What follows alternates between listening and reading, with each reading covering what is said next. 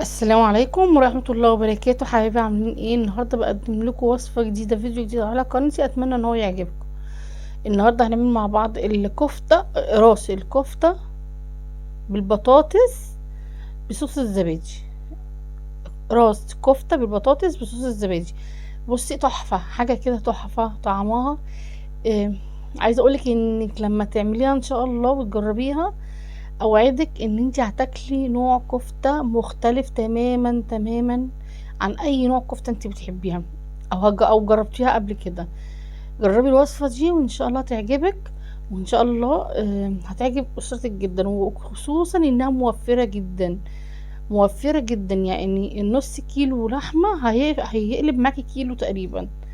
يلا مع بعض بقى نشوفوا وصفتنا الجميلة ديت وازاي عملناها، وازاي عملنا صوص الزبادي مع الكفتة. حاجة كده ايه، تحفة تحفة. ويلا بينا ونسمي الله وبسم الله الرحمن الرحيم. اول حاجة انا معايا نص كيلو لحمة مفرومة. اهم حاجة نسبة الدهن فيها تكون عالية شوية، يعني انا عايزاها مثلا نسبة الدهون فيها حوالي ايه 20% او 15%. تمام. هما 3 مكونات اللي استخدمتهم اهوت، وده معايا كده ايه، ده بطاطس. دي بطاطسوية كده كبيرة قشرتها. تمام. بعد ما قشرتها غسلتها كويس جدا وضربتها في قلب الخلاط، قطعتها مكعبات كده وضربتها في الكبة، سوري ضربتها في الكبة. بقت معايا بالمنظر ده، اتحطت معايا بالمنظر ده كأني بشرتها. ما عندكيش كبة ابشري بالمبشرة بس على الجهة الناعمة، انعم جهة عندك اشتغلي عليها. تمام. بس الكبة انجاز بصراحة، انجزت معايا كتير جدا لما تقطعيها مكعبات وتحطيها في قلب الكبة. آه هتطلع معاكي بالمنظر ده وهتبقى تحفة جدا ومش هتبان معاكي في الوصفة.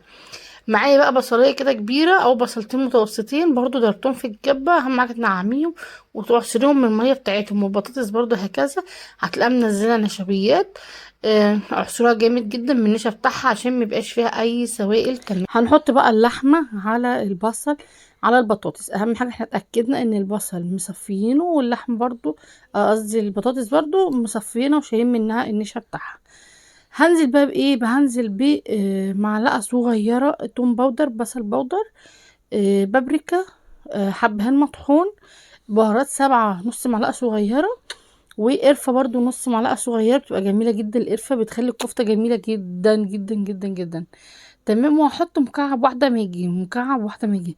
ممكن لو انت حابه تحطيه مكعب ماجي اللي هو بتاع اللحمه، مفيش اي مشكله خالص، بس اللي متوفر عندنا.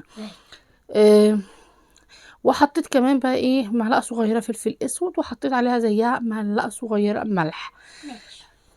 هنعمل ايه بقى، هنخلط بقى كل المكونات دي مع بعض كويس جدا ونقلبها كويس جدا جدا جدا. واهم حاجه هقلبها وافضل اعجن فيها لغايه لما تفتل معايا، احس ان ايه بقت فيها فتل كده. هكورها حوالي الكرة، هتبقى يعني من 10 جرام ل 15 جرام تقريبا حسب ما انت عايزة. هكورها كده على ايدي بالمنظر دوت. لو انت حابة تعملي على ايديكي، حابة تصبعيها مفيش اي مشكلة، بس انا يعني حبيت ان انا اعمل ايه تكنيك مختلف شوية عن الكفتة العادية اللي احنا ايه عارفينها. في بقى حاجة كمان، ممكن لو انت مش عايزة تعمليها على ايدك كده ممكن تعمليها، انا هوريكي طريقة تانية مختلفة دلوقتي. بصي، هجيب بقى الكيس اللي هو بكيس التلاجة وهفتحه نصين كده، وهكور برضو الكرة اللي انا عايزاها وهحطها. اهم حاجة اهم حاجة لما تاخدي حتة اللحمة عشان تشتغلي فيها، تلكيها كويس بايدك كويس جدا بحيث انها متفتحش معاكي. بعد كده اكورها، بعد كده احطها في الكيس. بصي ادلكها ازاي زي ما انا وريتك كده. بعد كده اكورها، بعد كده انزلها بقى في الكيس كده بالراحه واتك عليها كده شويه. هبططها يعني او افردها شويه. تعمل معايا قرص بالمنظر ده، اسويه واحطه بقى في الصينيه بتاعتي على جنب او في اي طبق على جنب.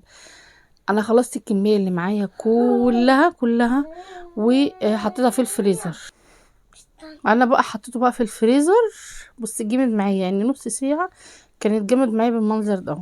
فانتي لو انتي حابه يعني تعمليها كاكله تانية مثلا، بصي عامل معايا 20 قطعه. لو انا كده جمد معايا، اطلعه بقى احطه فوق بعضيه، هرص فوق بعضيه في طبق فويل واحطه في الفريزر لغايه لما احتاجه هطلعه هسويه على طول. انا بقى حبيت اشتغل فيه على طول. تمام، هو كده اتجمد معايا. دي خطوة لو انت حابة تخزنيه، لو انت بتحبي تخزني الاكل، او ممكن تعملي كمية كبيرة وتخزني جزء منها وتعملي جزء منها النهاردة. انا دايما بحب اعمل كده، في بعض الاكلات بتبقى جميلة جدا.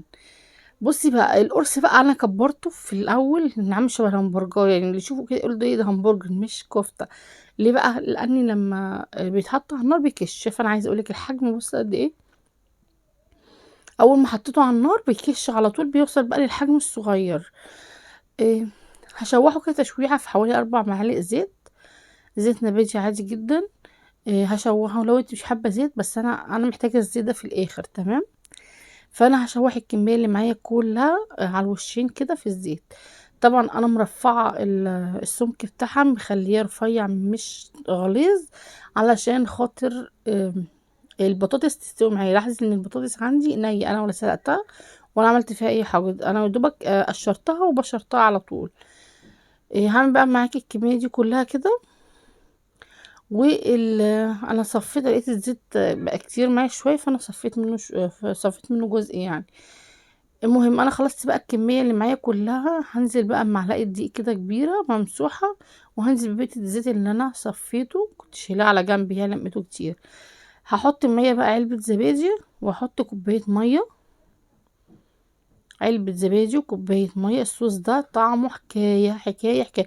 جربيه، اوعدك اوعدك مش هتندمي والله العظيم. الكفتة طلع طعمها حكاية. هنعمل ايه، هنخليه بس يغلي بس غلوة صغيرة، وهنزل بمعلقة صغيرة ملح على على الصوص دوت، وهخليه يغلي حوالي 5 دقايق لغاية لما الكفتة تتشربه، وهقدمه بألف هنا وشفا. وعملت جنبه رز بسمتي، ولو حابة تعملي جنبه خضار سوتيه وشيبسي بيبقى تحفة. الرز البسمتي بيبقى جميل جدا جدا جنب الكفتة. لو انت حابة تعمليها بقى في عيش اعمليها، حابة تعمليها مع مكرونة اعمليها. اتمنى ان الفيديو يكون عجبك النهاردة، اتمنى اللي هو يكون سهل معاكي وخفيف. ومتنسينيش لو انتي اول مرة تتفرجي علي سبسكرايب لقناتي، ومتنسيش تفعلي زر الجرس ليوصلك كل فيديو جديد انا بنزله. واتمنى ان الوصفة تكون عجبتك النهاردة والسلام عليكم ورحمة الله وبركاته.